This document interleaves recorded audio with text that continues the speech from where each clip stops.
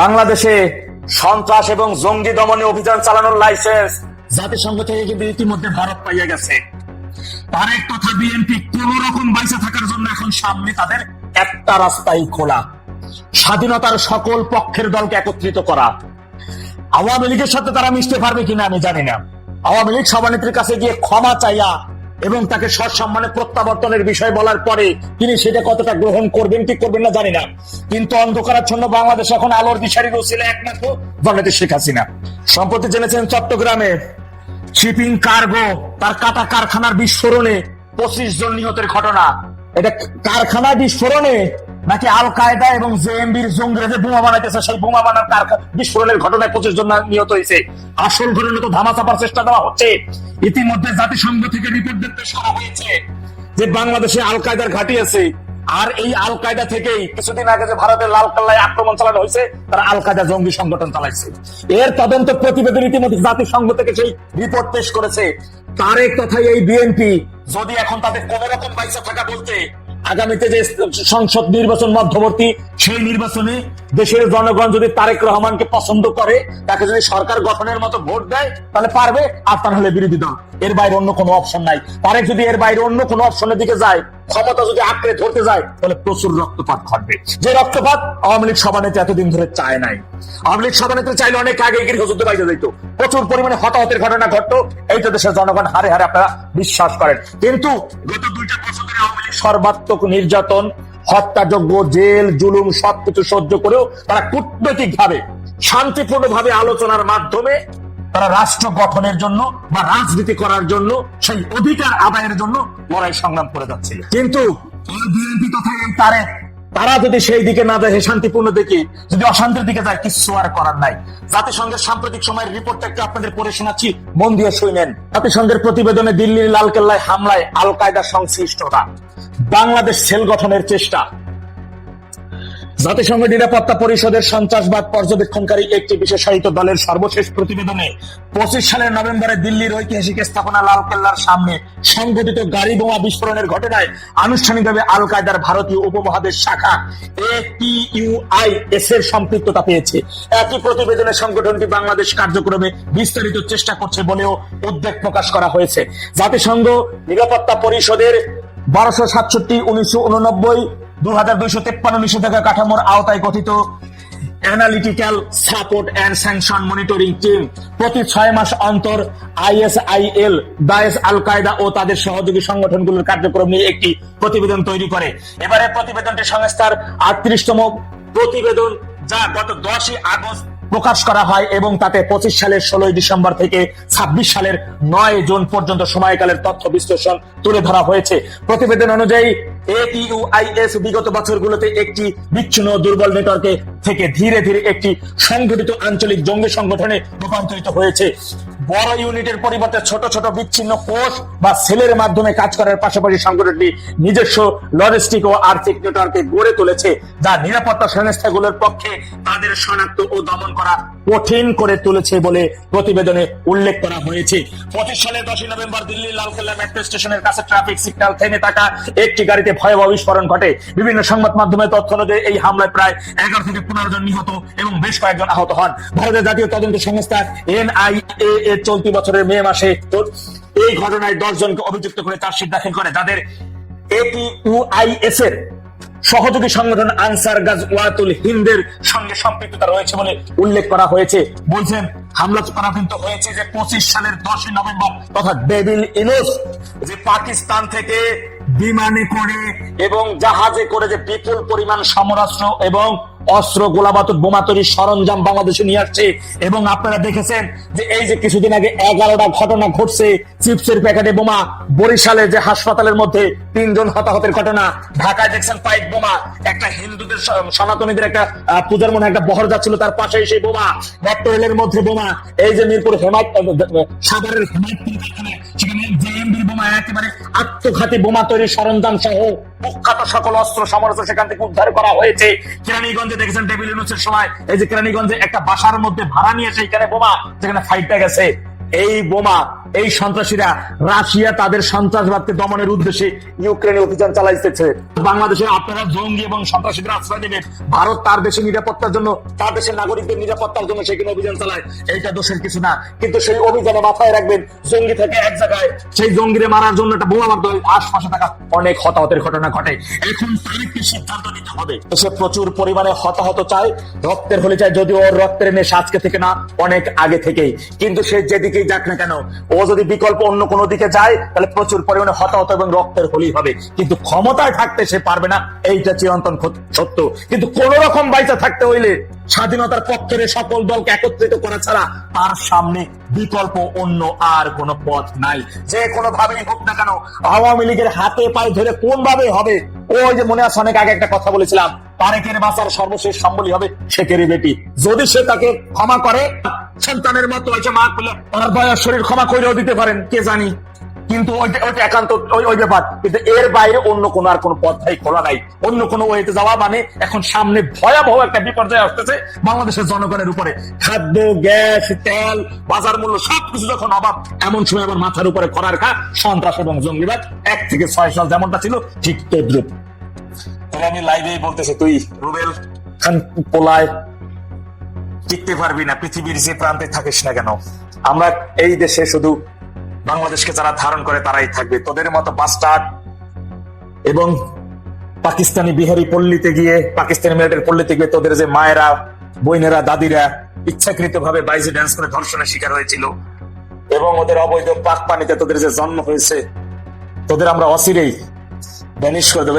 এই দেশ পাক বীর্যে জন্ম নেওয়া তাদের জন্য নয়।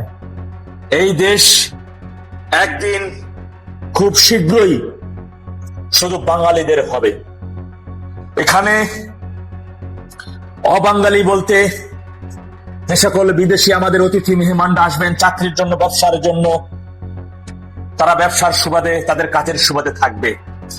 কিন্তু কোন পাকিস্তানি বীর্যে জন্ম নেওয়া কোন রাজাকারের বাচ্চা, এই খান্তি পোলা রুবেলের বাচ্চাদের মতো যারা আছে, এই জাউরের বাচ্চাগুলা যারা আছে, এদের স্থান বাংলাদেশে হবে না।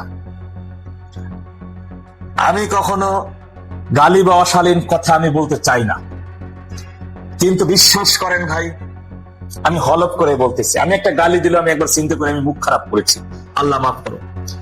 কিন্তু এই পাক বীর্যে জন্ম নেওয়া এই সকল জাউরের বাচ্চাগুলা যখন এদের বিভিন্ন মন্তব্য দেখি আমি, তখন এই সকল জাউরের বাচ্চা দেখেন, ওর যদি ন্যূনতম লজ্জা থাকতো, এই জাউরের বাচ্চা, এই বাস্টার্ড, এই রুবেলদের মতো বাস্টার্ড, এখন ওর মা, তোর মা এখন লাগাইতেছে কারোর সাথে যাক খোঁজ নে, ভালো আগে তোর বই নে, তোর বউ খোঁজ নে। আমি এইসব শব্দ ব্যবহার করতে পারি না, কিন্তু ওদের দেখলে আমার অজু রাখতে পারি না। আমি, আমার কি দোষ? আমার কোনো দোষ না। আমি এদের দেখলে আমি অজু ধরে রাখতে পারি না, আমার ভাষা ঠিক থাকে না, মানে ড্রেস ঠিক থাকতে পারে না, এটা বলতে পারেন। সুতরাং আপনারা শোককে শক্তিতে কাজে লাগাতে হবে এবং এই সকল রুবেলদের মতো যে সকল পাকিস্তানের রাজাকারের বাচ্চা, ওদের বীর্যে জন্ম নেওয়া যে সকল নাপাক জাউরের বাচ্চাগুলো এই পৃথিবীর, এই দেশের মধ্যে থাকবে, দেশের মানচিত্রে যেখানে থাকুক না কেন, ওদের বাপ, ভাই, আত্মীয় স্বজন, নাতির ঘরের, পুতির ঘরের সাথী প্রজন্ম থেকে প্রজন্ম ভ্যানিশ করে দিতে হবে। এই দেশে রাখা যাবে না। একটা জাহাজে বলে পাকিস্তান পাঠাই দিতে হবে। এই বাংলাদেশ শুধু বাঙালিদের, এই সকল রাজাকারের বাচ্চাদের না। আপনি যদি রুবেলের একজ্যাক্ট অ্যাড্রেস খুঁজে পান, কেউ ওর ডিটেলস আমার দিবেন, ওরে খাইয়ে ফেলানোর দায়িত্ব আছে, সমস্যা নাই। এটা কেমনে সাইজ করতে গেলে লেখা আমাকে জানা আছে। আমাদের পূর্বপুরুষ যখন ৭১-এর রণাঙ্গনে দেশের স্বাধীনতার জন্য, সার্বভৌমত্বের জন্য জীবন প্রাণ উজাড় করে দিয়ে বাজি রেখে যুদ্ধের ময়দানে ছিল, তখন এই সকল এই জামাতি, এই গুপ্ত জামাতি, এই রুবেলদের মায়েরা, চাচিরা, বোনেরা, ওদের বাপেরা যেমন একদিকে বাঙালিদের মুক্তি বাহিনীদেরকে হত্যার খেলায় নেমেছিল, আর ওদের মা বোনেরা আর চাচিরা তখন পাকিস্তানি মিলিটারিদের ডেরায় গিয়ে বাইজে ডান্স করতো, তাদের করতে ইচ্ছাকৃত ভাবে ধর্ষণের শিকার হইতো। এরা ছিল, ওই সময় মহিলারা ছিল মূর্খ, এই কারণে ওই সকল অবৈধ বীর্য ওরা নষ্ট করতে পারতো না, এই জন্য এই সকল কুলাঙ্গার গুলো এরা জন্ম দিছে। ওই বুড়ি গুলো তো মরছে, আর মায় খোঁজ নেন, আর মায় মরছে। আর মায় ছিল একটা পতিতা, এই পতিতে বেডি মরছে, এখন এই পতিতের বাচ্চা তো রয়েছে কাঁচা। মনে রাখবেন, বাঁশের কঞ্চি দিয়ে বাঁশি হয়। এই পতিতের বাচ্চাগুলা পাক মিলিটারি কর্তৃক পতিতা হওয়া এই পতিতের বাচ্চাগুলা, এর প্রজন্মগুলা এই দেশের বিরুদ্ধেই কাজ করবে, এই সার্বভৌমত্বের বিরুদ্ধেই কাজ করবে। ভারত বাংলাদেশের পরীক্ষিত বন্ধু। বাংলাদেশের স্বাধীনতার জন্য ভারতের 17,000-এর অধিক সৈন্য তাদের জীবন দিয়েছে। মুক্তিযুদ্ধের সময় 2 কোটি শরণার্থীদের তারা আশ্রয় দিয়েছে, খাবার, চিকিৎসা, বাসস্থান দিয়েছে। মুক্তিযুদ্ধের পরবর্তী সময় তারা প্রায় $3 বিলিয়ন অর্থ সহায়তা দিয়েছে। নগদ অর্থ, বিমান, জাহাজ, খাবার, চিকিৎসার জন্য চিকিৎসা সামগ্রী, ঔষধ, মেডিসিন, এগুলো দিয়ে তারা সহযোগিতা করেছিলেন তৎকালীন সময়। সুতরাং বাংলাদেশের মধ্যে যারা দেখবেন যে ভারতের বিরুদ্ধে কথা বলে, ওরাই মূলত পাক বীর্যে জন্ম নেওয়া এই কুলাঙ্গার জাউরের বাচ্চা, এই বাস্টার্ড গুলা। ওদের পতিতা মায়েরা ওদের জন্ম দিয়ে গেছে, ওই বুড়িগুলা, ওই পতিতা খানকি গুলা মরছে, কিন্তু ওদের জন্ম, ওদের এই অবৈধ বাচ্চাগুলো রাইখে গেছে। এদের চেহারা দেখবেন, ওদের বাপের সাথে ওদের চেহারা মিলাবেন, দেখবেন চেহারার মিল নেই, মিক্স চেহারা হবে না। যেখানে ওর মায়েরা যখন একাধিক মিলিটারির কাছে গেছে, তাহলে তো মিক্স চেহারাই হবে। ওই যে মিক্স বিড়াল কুকুর কুত্তা থাকে না, ঠিক এইভাবে। সুতরাং এই পাক মিলিটারি, এই বাচ্চা, এই রাজাকারের বাচ্চাগুলো যেখানেই আছে, এদের খুঁজে বের করা দায়িত্ব আপনাদের, আমাদের সকলে। আপনাদের পাড়া মহল্লায় যেখানে আছে, এইগুলো ঘাপটি মেরে ওর ছবি কালেক্ট করে আমাকে দিয়েন, কেউ একজন ইনবক্সে। ওর ব্যক্তিগত ফোন নাম্বার যদি দিতে পারেন, তাহলেই হবে, চ্যাপ্টার ক্লোজ হয়ে যাবে ইনশাল্লাহ। পরিবার পরিজন, ঘর বাড়িতে সবই আছে। আর এখন তো একটা ট্রেন ওরা চালু করছেই। সারা বাংলাদেশ আওয়ামী লীগের অসংখ্য বাড়ি করে হামলা চালিয়েছে। হামলা দেখছে কি এখন পর্যন্ত? কিছুই দেখে নাই। হামলা কিছুই দেখে নাই। আমি এক গ্রুপে বলছি, আমার আওয়ামী লীগের ভাইদের বাড়িতে যদি বরের বেশি আডি পড়ে, তাহলে তোর বাড়িতে ককটেল পড়বে। কি পরিমাণ ককটেল পড়বে, একটু ধৈর্য ধর। সুতরাং এদের ডিটেলস বের করার দায়িত্ব আপনাদের, আমাদের সকলের। আমার কাছে দিবেন, আমি শুধু একখান ভিডিও মেরে চাইয়ে দেবো, এমনি দেখবেন ওটা শেষ, পরে খুঁজে পাওয়া যাবে না। হাই হুতাশ পায়ে ধরে যতই ক্ষমা চাক, ক্ষমা মিলবে না। আমাদের এই শোককে সর্বোচ্চ শক্তিতে পরিণত করতে হবে। আজকে চট্টগ্রামে আমার সহযোদ্ধা ভাইরা যে মিছিল করেছে, তার সত্যি প্রশংসার দাবি রেখে। আজকে গোপালগঞ্জে দেখেছি ট্রাক ভর্তি ভর্তি বিজিবি, পুলিশ, ফিডিআর এগুলা মোতায়েন করছে। পুলিশি পাহারায়, বিজিবি পাহারায় কতদিন চলবা চান্দু? ওই পুলিশ জনগণের ট্যাক্সের টাকা, ওই পুলিশ আমার গোলাম, ওই পুলিশের বেতন হয় আমার ট্যাক্সের টাকায়, ওই পুলিশের সংসার চলে আমার টাকায়, ওই পুলিশ অস্ত্র ব্যবহার করে আমার গায়ের উপর আমার ট্যাক্সের টাকার দিকে না অস্ত্র। কতদিন চালাবে? কতদিন চলবে? বেশি দিন আর চলবে না ইনশাআল্লাহ। ডিসেম্বরের আগেই অনেক খেলা ঘটে যেতে পারে, আর তা নাহলে লাস্ট বর্ডার তো ডিসেম্বর। সুতরাং আমার সহযোদ্ধা ভাই যারা রয়েছেন, আপনাদের কাছে এই শক্তি সর্বোচ্চ শক্তিতে পরিণত করে আশপাশে থাকা, প্রতিবেশীর মধ্যে থাকা, বাড়ির কাছে থাকা খোঁজ নেবেন। জুলাই জঙ্গি রাজাকারের বাচ্চা, গুপ্ত জামাতি, এই বিহারের বাচ্চা, এই দেশ বিরোধী, এরা আপনার পাড়া, আপনার মহল্লায় বসবাস করে কিনা। যদি মনে করেন এই কুত্তার বাচ্চারা আপনার জন্য ক্ষতিকর, আপনি কিছু করতে হবে না, শুধু তার ডিটেলস আমাকে দিয়ে দিবেন, বাকিটা ব্যবস্থা ইনশাল্লাহ হয়ে যাবে। কিন্তু আমাদের বসে থাকলে চলবে না। এদের যে যেখানে যখন যে অবস্থায় ধরবেন, সেই অবস্থায় তাদের চ্যাপ্টার ক্লোজ করে দিবেন। কোনোভাবেই রাখবেন না ভাই, একটা অনুরোধ, কোনোভাবেই না, কোনোভাবেই রাখা যাবে না। অনেক কিছু শিখেছি আমরা 5 তারিখের পরে, গত 2 বছরে আমরা আরো অনেক কিছু শিখেছি। আপনারা জানেন, কাদেরিয়া বাহিনী প্রধান বীর মুক্তিযোদ্ধা বীর উত্তম কাদের সাহেব তিনি বলেছেন, 71 পরবর্তী সময় সকল রাজাকার, এই সকল দেশ ধ্বংসকারী পাক বীর্য, যার ওর মায়ের তখন পেটে ছিল, ওর তখন জন্ম হয়নি, ওর মায়ের পেটে তখন পাক বীর্য ছিল, এই যে রুবেলদের, তখন যদি তারা হত্যা করতো বঙ্গবন্ধুর জন্য অপেক্ষা না করে, তাহলে আজকের এই দিন দেখতে হতো না। কিন্তু তারা বঙ্গবন্ধুর জন্য অপেক্ষা করে সেই হত্যা করে নাই, এদের সাধারণ ক্ষমা করে দিয়েছিল। জানেন, প্রবীণ আইনজীবী তিনি পর্যন্ত বলেছেন, পান্না সাহেব তিনি বলেছেন যে তখন যদি বুঝতাম যে এদের বিরুদ্ধে কথা বলতে হবে, এরা আমাদের বিরুদ্ধে যাবে একটা সময়, কারণ একটারে বাঁচাই রাখতাম না, একটারেও না সেই সুযোগ ছিল।